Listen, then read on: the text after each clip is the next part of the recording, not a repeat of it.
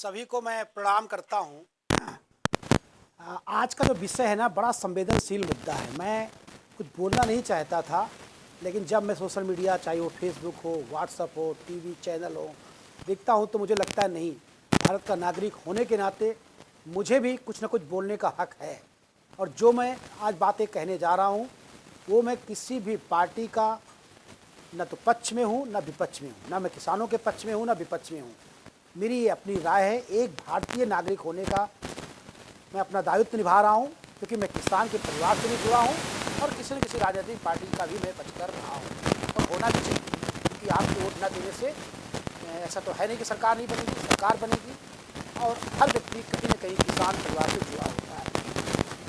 इसलिए मैं ये कहना चाहता हूँ कि किसान को आंदोलन करने का एक नैतिक कर्तव्य था, उनका अधिकार था, लेकिन जो उनका तरीका था शायद उसमें कुछ कमियां हों, क्योंकि वो भी जिद करके बैठे थे। जब केंद्र सरकार ने ये कहा कि हम सुप्रीम कोर्ट की एक समिति बना रहे हैं जो जांच करेगी, उसके बाद ही कोई फैसला होगा, तो किसानों के नेता जो अभी अगुवाई कर रहे हैं, राकेश टिकैत, उनको तो ये कहने का मीडिया में आगे अधिकार नहीं था कि हम सुप्रीम कोर्ट की बात नहीं मानेंगे, क्योंकि इससे लगता है कि आपकी नीति साफ नहीं है। आप उनकी बात सुनते, अगर आपको लगता कि आप विपक्ष में नहीं हैं, तो आपको बिल्कुल दोबारा उनकी बात ना मानने का हक था। रही बात सरकार की, सरकार भी क्यों जिद करके बैठी है, मेरे तो आज तक ये समझ में नहीं आया।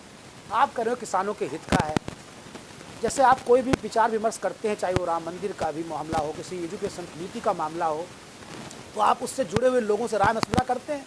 अगर किसानों के हित का ये बिल था, तो क्या किसी की भी किसान के लोगों से आपने सलाह मशविरा किया? नहीं किया शायद। और अगर आपको लगता है किसानों के हित का है और किसान ये कह रहे हैं मेरे हित का नहीं है, तो आप ज़बरदस्ती क्यों थोप रहे हो? आप चलो मान लिया कि जो आंदोलन कर रहे हैं वो किसान नहीं है, तो क्या आपके पास तो लिस्ट होगी ना, किसान के नेता कौन है, कौन सा संगठन किसानों के हित का है, आप इसके संगठन से लिखवा के ले लीजिए।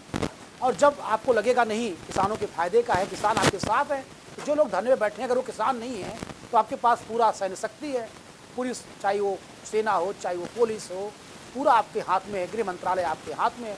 उनको वहाँ पर उठाइए, उन पर मुकदमे लगाइए। आप क्या कर रहे हैं? डबल गेम खेल रहे हैं।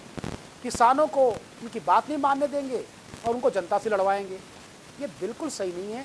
मुझे लगता है किसान भी, जो किसान सच में सच्चे किसान हैं, वो भी अपनी बात नहीं रख पा रहे हैं। सरकार की ये जिम्मेदारी बनती है कि वो जो सच्चे किसान हैं, जिनके फ़ायदे का बिल है, उनसे आप लिखित में ले लीजिए और उसको पब्लिक में जाके, मीडिया आपके पास इतने अच्छे प्रवक्ता हैं, महान प्रवक्ता संबित पात्रा जी जैसे, जो इतना अच्छा मीडिया में बोलते हैं, किसी को बोलने भी नहीं देते, उनके पास जाइए, वो बोले मीडिया में आके। काफ़ी चैनल भी देश के हित में हैं। जब किसानों को ये पता लग जाएगा कि नहीं ये बिल हमारे फ़ायदे का है, तो क्यों धरना देंगे? ये तो बात साफ है कि कहीं न कहीं सरकार की नीति में भी खोट है। और रही बात किसानों की, तो मैं फिर वही कहना चाहता हूँ कि 26 जनवरी को जो हुआ बिल्कुल दुर्भाग्यपूर्ण है। मैं उसका समर्थन किसी भी कीमत पे नहीं करता हूँ, लेकिन फिर वही क्वेश्चन आता है कि क्या जिन्होंने किया वो किसान थे? अगर वो किसान नहीं थे, तो उस आंदोलन के बाद ये कह देना किसानों ने गद्दारी की, किसानों ने वादा खिलाफी की, क्या उचित है? मेरे ख्याल से बिल्कुल नहीं सही। आपके पास सीसीटीवी कैमरे हैं, आप उनको पकड़िए ना, जिन्होंने झंडे फहराए, जिन्होंने गलत किया, जिन्होंने दंगे किए, जिन्होंने पुलिस पर लाठी चार्ज किया, जिन्होंने पुलिस पे हमले किए। अगर वो किसान है तो उनको सज़ा मिले, अगर किसान नहीं है तब भी सज़ा मिलनी चाहिए। आप इस आंदोलन के बाद आप ये साबित करने दे रहे हैं कि वो किसान तो जो बैठे थे वो भी किसान नहीं थे। अरे कुछ क्या, एक मछली सारे तालाब को गंदा करती है, कहावत तो सही है, लेकिन उससे हर किसी पार्टी में अगर बीजेपी का किसी एक कार्यकर्ता गलती करता है, क्या पूरी पार्टी भ्रष्ट है? कांग्रेस की कोई एक कार्यकर्ता गलती करता है, क्या पूरी कांग्रेस पार्टी भ्रष्ट है? ऐसी कौन सी पार्टी है जिसके नेता भ्रष्ट नहीं है, जिसके नेता में अपराधी नहीं है? बताइए, कोई एक भी पार्टी बता दीजिए।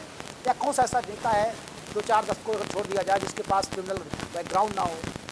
कहने का मतलब मैं ये कहना चाहता हूँ कि हर पार्टी में, हर राज्य में, हर क्षेत्र में, हर परिवार में, हर जिले में, हर समाज में अच्छे बुरे लोग दोनों होते हैं। जो 26 जनवरी को हुआ वो दुर्भाग्यपूर्ण है।